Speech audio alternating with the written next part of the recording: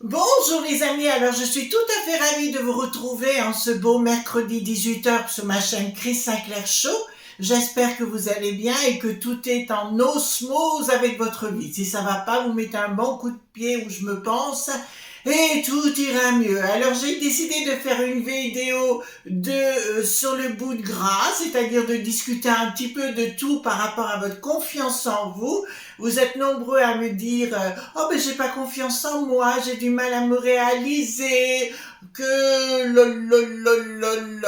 Alors c'est peut-être pour ça que j'aimais bien le côté anglo-saxon, parce que les gens sont plus, ben ils ont pas le choix, hein. C'est marche ou meurt ou guérit, choisis. Voilà, on va rester un petit peu plus poli. Alors pour ça, je voudrais vous raconter une anecdote. Quand j'avais 16 ans, j'ai une copine Sophie enfin une copine, une poteau, vous savez comme on a un stage là, qui me dit Chris, tu viens à la maison, c'est mon anniversaire. Je dis écoute ma belle, pas de problème, je serai là. Ben elle me dit je te présenterai mon cousin Christophe. Le beau ténébreux, oui, ils sont une famille italienne, voyez-vous. Et il était vraiment là quand je suis arrivée. Et puis elle avait aussi invité un volontaire, non, la Béatrice, qu'est-ce qu'elle avait? On l'appelait, enfin, cette famille-là, on les appelait la famille Cracra. Vous voyez Shrek? Voilà, puissance 3. Voilà, elle avait pas des bonnes cuisses, elle avait des jambonneaux, mais elle avait 16 ans aussi à l'époque, voyez-vous. Alors donc Christophe arrive, on se tape la bise, c'est vrai qu'il était mignon de chez mignon, voyez-vous. C'est pas le croque-monsieur qu'on laisse dans le congélateur. On le fait ressortir rapidement, voyez-vous. Alors donc, elle avait mis des chaises, vous savez, en aluminium comme ça se faisait à l'époque. Quelle chaise! La Béatrice arrive. Alors, je vous explique 3 fois Shrek, Madame Shrek. Elle sentait aussi bon dehors que dedans. Voilà, voyez-vous, sang autour de la tête, sang autour de la poitrine, sang autour de la taille et sans mes pieds. Oui, parce qu'elle puait des pieds en plus, voyez-vous. On aurait dit un pot de moutarde. Et ben, la nana, les cheveux gras, enfin, tout ce qu'on aime. Vous savez, Valence est un petit peu bobo, alors c'est pas des gens que ma famille côtoyait, excusez-moi, mais c'était comme ça. À l'époque, elle me parlait pas, moi non plus, je t'aime pas, moi non plus, enfin, vous connaissez l'histoire. Le Christophe s'assoit sur sa chaise, voyez-vous, tout adorable comme tout un vrai petit cas. Alors nous, on joue nos bobos, voyez-vous, à 16 ans. Ah, tu as fait tes ongles, tu as fait ton maquillage, oh, que ça te va bien, cette couleur, voyez-vous, le style de conversation qu'on peut avoir à cet âge-là. Et le Christophe s'assoit, mais v'là-t-il pas que la Béa, le Shrek, il lui a sauté dessus. J'aurais jamais cru.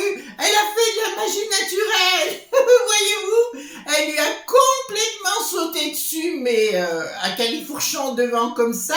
Total, la chaise à plier, le bonhomme se retrouvait la tête coincée entre les deux cabines avancées, les jambonneaux à l'air parce qu'elle avait mis une mini-jupe pour finir, une culotte blanche parce que celle-là on l'a bien vue, avec des poils tout autour. Oh, quelle angoisse, quelle angoisse. J'ai dit mais c'est pas possible, qu'est-ce que c'est que ça?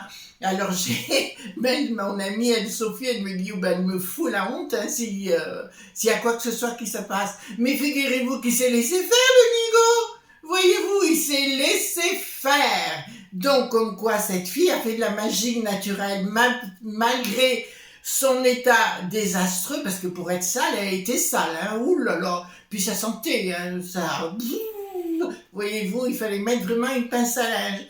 Total, qu'est-ce qui s'est passé? Ils se sont mis ensemble à 16 ans et demi, et lui, il était légèrement plus âgé, il avait 18 ans. Ils se sont mis ensemble, ils ont fait 3 marmots, et j'ai regardé ça pendant 1 an ou 2, enfin, le temps que ça se réalise. Ils habitaient juste en face de chez ma maman. Vous savez, nous, on avait une terrasse, donc on voyait tout ce qui se passait. J'ai dit, mon Dieu, eh ben, si c'est mis avec ça, c'est que ça vaut pas grand-chose.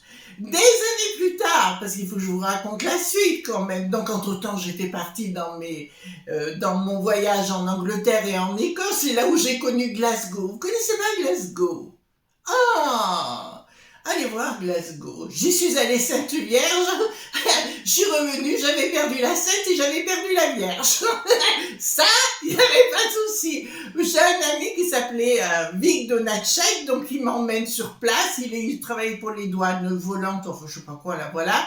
Il me dit, Chris, parce que je devais monter à Édimbourg de Londres, il m'a dit, je te monte à Édimbourg, mais on va passer par Glasgow parce que j'ai un boulot à faire. Bon, j'écoute si tu veux, il n'y a pas de souci.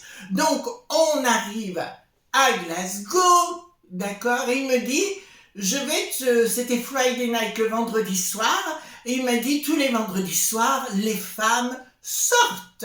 Oh, ben, j'ai dit, c'est très très bien tout ça. Donc, on est sorti dans un pub où il n'y avait pas de chaise, il n'y avait rien du tout, que c'était plat, c'était bondé, ça n'y avait pas de souci, beaucoup de meufs.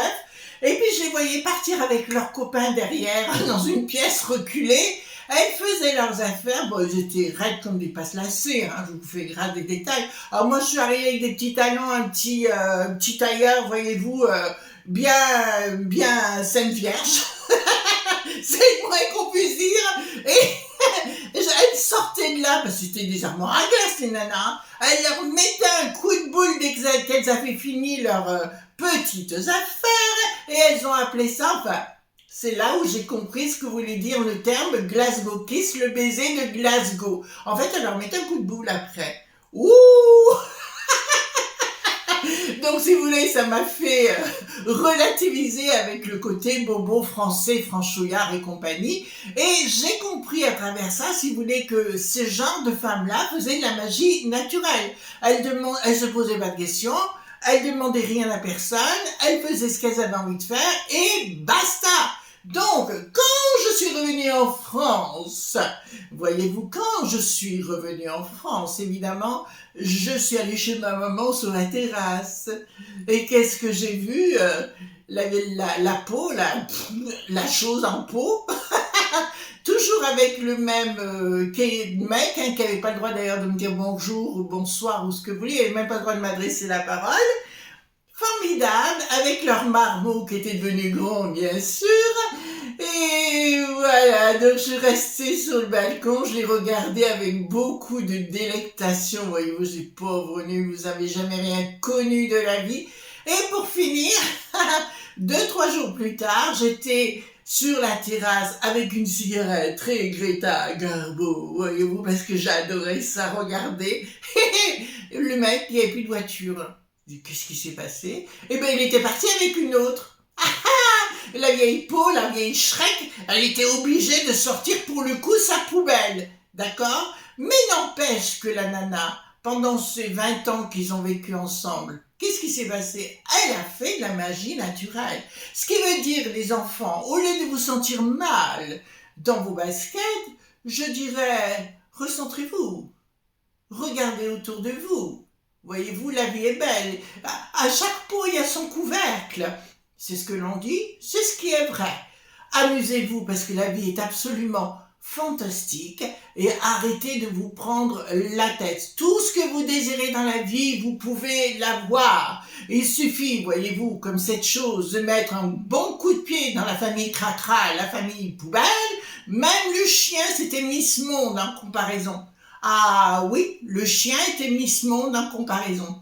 Voilà, pour vous dire le style, ouais, c'était surtout les cheveux gras, voyez-vous, puis ça sentait les pieds, même un truc, ah ben oui, je vous avais pas dit, quelques jours plus tard, après cette après-midi mémorable, c'était une après-midi, nous sommes allés au cinéma, et quand je l'ai vu marcher dans la rue, vous savez, elle avait le pied droit, qui revenait comme ça, voyez. Et je disais à ma copine Sophie, je dis, tout pour moi, tout pour moi, tout pour moi.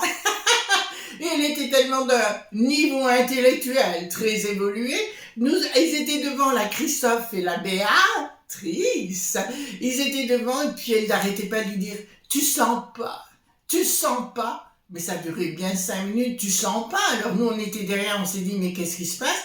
Est-ce qu'il y a le feu? Est-ce qu'il y a quoi que ce soit? Pas du tout, à un moment donné, elle s'est dit, ah ben, tu sens pas comme je t'aime?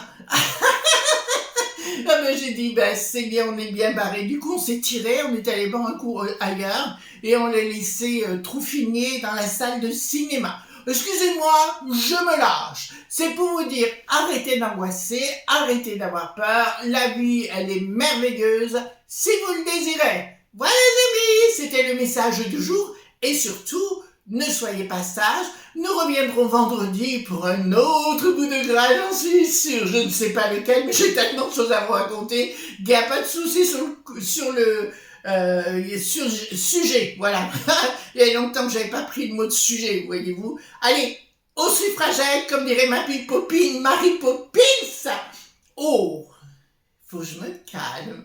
Bonne journée. À demain pour d'autres aventures sur l'autre chaîne et nous à vendredi soir. Gros bisous tendres. Surtout, ne soyez pas sages.